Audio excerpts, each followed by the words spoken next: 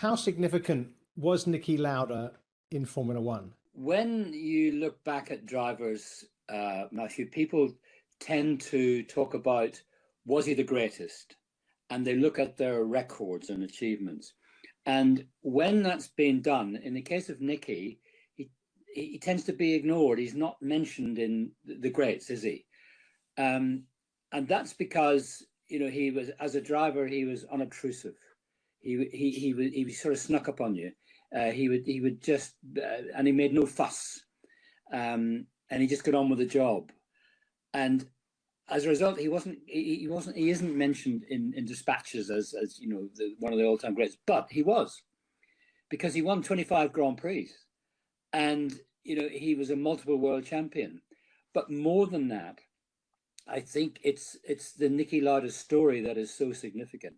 Right from, if you're just talking about Formula One, right from how he got into it by getting a bank loan and all the rest of it that he went through, and the deception that he pulled by pretending he had a letter from his father when it wasn't, and all that stuff, to I mean, crazy, even as he himself said afterwards, looking back on it, completely crazy.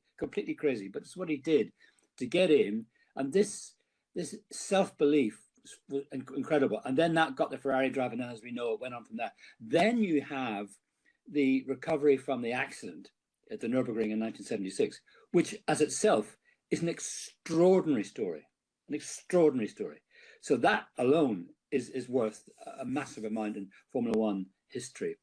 The then go on from that to his winning a Grand Prix, winning another championship, retiring, coming back, winning a Grand Prix in his third race, winning another championship. You take all of that. Then you take the Niki Lauda, the retired driver, and you think, well, that's the end of that. But no. He comes back and he's playing a management role here and there, some good, some not. But a typical Lauda, he's around, he's part of the paddock, a wonderful guy from a media point of view. And Matthew, I'm sure you've experienced the same. I mean, what a bloke to talk to. If there's some story going on in the paddock, and you're getting this side and you're getting that side, and you're a journalist in the middle and you don't know, well, what do I believe? Go to Niki. And you say, Niki, what about so-and-so? What do you think? Very simple. Boom, and it just go bang, bang, bang, bang, bang. And you go, of course.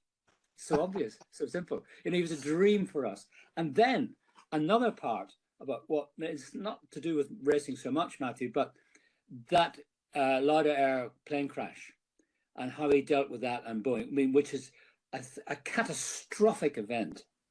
Yeah. And typically Niki applied his wonderfully analytical mind and determination to sorting that out. So all of those things, in my mind, to answer your question eventually, he was just an all-time great, right up there. I can't place him high enough.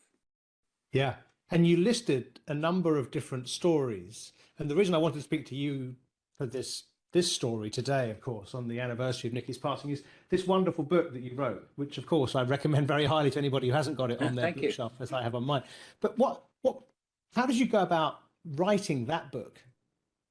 How do you fit it all into one book?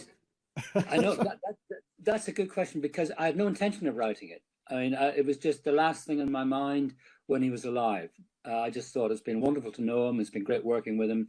And then when he passed away on the 20th of May, 2019, I was saddened like everybody else, a little bit shocked because I wasn't quite expecting it.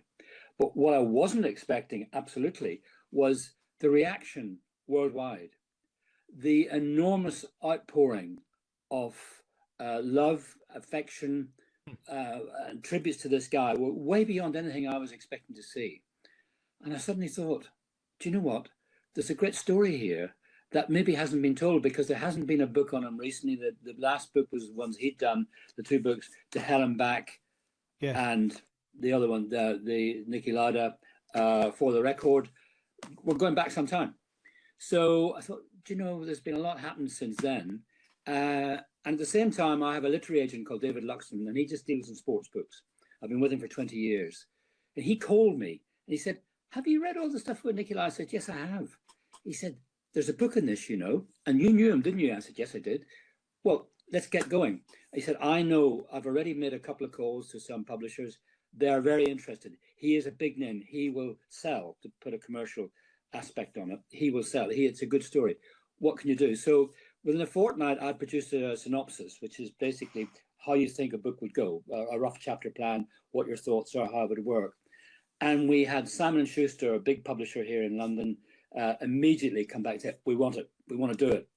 But you need to have it done. We want to have it out by the anniversary of his death. Now, you may think, you know, a year is a long time, but a year in publishing is not a long time, because you've got to produce the copy, write the words, it's got to be proofread, you've got to have the photo selection, you've got to have the captioning, you've got to have it then set, you've got to have it designed, you have to have the book printed, bound, distributed into the shops. It's a long process.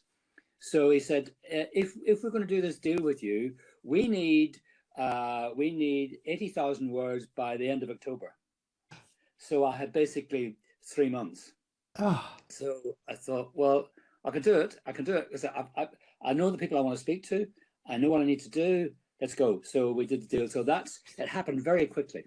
And you know what? I think that's, now I've heard it from you, and I suppose it should have been obvious to me because of how quickly the book came out after Niki's passing. But that's what I love about the book. It's the freshness on a story that's of decades, and the people's opinions that you got, particularly towards the end of the book, and the emotional responses from people that knew Niki was going at some point. I mean, we all have a horizon. So I think it was unusual, as you say, that time period being so compressed. I think it's what makes the book so special. Well, that's nice to hear, because I really needed to get the input of all these people who knew him to tell me the story about him. And I had this wish list of people I wanted to talk to. I was about 40 odd in the end, and I got round most of them. And of course, they were more than happy to talk, because of the love that they felt for him and the story they wanted to tell. And of course, each one had an individual angle, because you would with Niki, you know, everybody had an experience of some sort. So it was and this is before Zoom, by the way. Zoom hadn't really come into being, so I had to go and physically see them. But I was still covering all the Grand Prix at that time, so I was able to nail people down at the Grand Prix, which was great. You know, for example, Jean Alesi turned up at Monza, and so we're into September and time's ticking on. But I was looking for Jean, trying to get him, and I saw him in the Ferrari motorhome at breakfast. He came in, and I just said, "Over here, have your breakfast here. Right, this is what I'm doing." "Oh, yes, yes, yes," and off he went. And he was fantastic. He was just great. So it was, you know, people were happy, Matthew, to contribute, and that's what I think gave the thing life, because the previous books were written by him up to I suppose they went up to his retirement, and and it was written. The other thing about them was this, that the previous books that I'd read, they'd been written with his friend Herbert Volker, a journalist, an Austrian journalist, but they'd been translated into English. Okay, and they had been translated in English by somebody who was grammatically correct. They'd be done perfectly from the point of view of Austrian or German, into English. But it wasn't Niki, because, you know, as you know, Niki's English is very correct, very clipped, very different. Blah, blah, blah. You know, he speaks. Blah, blah. It's a different way. And by the way, you need to do. I want to hear more of that. A couple of times now you've done a little bit of Niki. I want to hear you describe. You have all the tape all the time, listening to them in your ear, and in the end you end up speaking like this. You see, because you know how he talks. But that wasn't in these books, and I wanted to get the Niki Lauda voice. And so I luckily had loads of interviews which I'd done with him over the years, and I had all the transcripts. And so when I'm rewriting those, I'm hearing his voice, and so I'm doing it as he said it, which is a different way to proper English, you know. So I had that advantage. I was able to get the person across through the page. I hope through the pages that you were actually reading about Niki and hearing him. I hadn't thought about that point. That's another point about why I liked it so much, because I kept putting the book down. I'd read it over a course of a few days, and, you know, late at night, when you go to bed thinking, I'll read for half an hour, and it's an hour and a half later. And I just kept getting to the end. Okay, I've got to go to sleep, and putting it down, thinking, that guy is such a brilliant. Everything about him was just fantastic, wasn't it? How much do you miss him now?